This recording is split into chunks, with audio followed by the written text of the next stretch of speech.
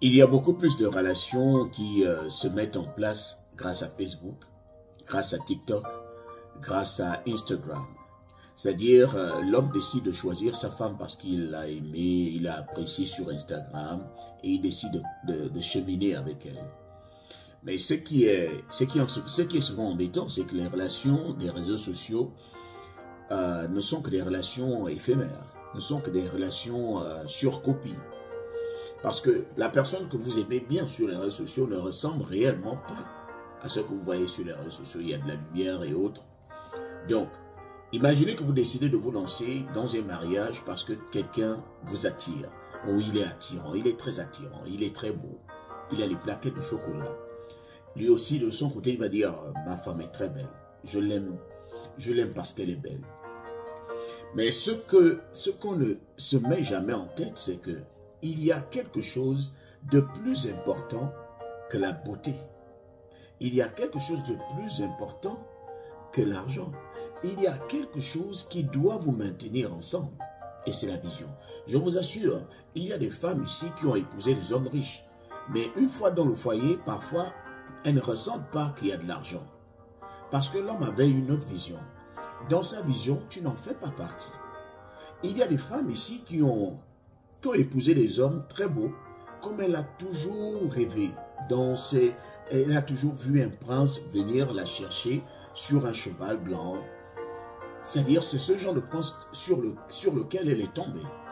Une fois qu'elle s'est mariée, elle a commencé à voir que bon, il devrait y avoir quelque chose d'autre au-delà des plaquettes de chocolat. C'est la vision. Est-ce que cet homme qui a des plaquettes de chocolat et qui est géant comme dans ton rêve a une vision qui te sera bénéfique? Peut-être que sa vision, c'est de plaire à beaucoup plus de femmes, mais pas une seule. Donc, tu vas te retrouver à partager ton mari avec plusieurs femmes, parce que son objectif, c'était de plaire. C'est pour ça qu'il gardait sa forme. Alors que si tu tombes sur un homme dont la vision est bien tracée, quelqu'un qui décide de faire de toi son aide, qui va tracer une vision, qui va te dire, voilà là où je veux partir. Et je veux que tu m'y accompagnes. Je veux que tu m'épaules. Je veux que tu participes à ma vision. Il y a ce qu'on appelle des hommes de destinée et des femmes de destinée. C'est-à-dire des gens qui arrivent à... Une fois que vous vous collez à ces personnes arrivent à vous propulser. Ces personnes arrivent à vous faire évoluer.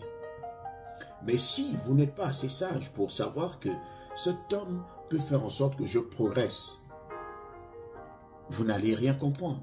Vous allez vous mettre avec quelqu'un dont des attributs seront sûrement éphémères. Et nous tous, nous savons que lorsque vous rencontrez quelqu'un, la personne est certes attirante parce que vous vous rencontrez en route.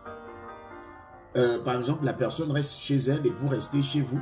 Lorsque vous vous rencontrez dans un restaurant, la personne est parfumée, la personne s'est brossée, tout ce qui vous attire est sur elle.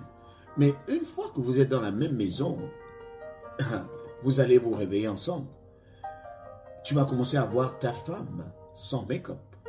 Tu vas commencer à voir ton homme sans parfum. Parfois, il sort de la salle de sport. Et ben, c'est ça, hein? Faudrait qu'il y ait quelque chose qui puisse être au-dessus de tous ces trucs éphémères. Il a des plaquettes de chocolat, il est attirant, elle est attirante, elle est belle, il parle bien. Personne ne pourra te plaire éternellement. Ton mari ne va pas t'attirer éternellement. Ta femme non plus ne va pas t'attirer éternellement. Il y aura des moments où tu vas te dire, bon, avec qui je me suis marié? Mais, comme tu sais très bien que c'est une femme qui va être utile pour ta destinée, vous restez ensemble. Tu sais très bien que si tu t'éloignes de cette femme, tu ne pourras pas être aussi heureux que si tu étais avec elle. Il y a des hommes, lorsque vous vous connectez à ceux-là, vous sentez que votre vie a changé. Vous sentez que vous allez à un autre niveau. Vous sentez qu'en vous-même, vous avez la paix du cœur. Et si vous vous en éloignez, vous sentez que vous perdez. Des hommes de destinée et des femmes de destinée. Ils sont là, les déclencheurs de destinée.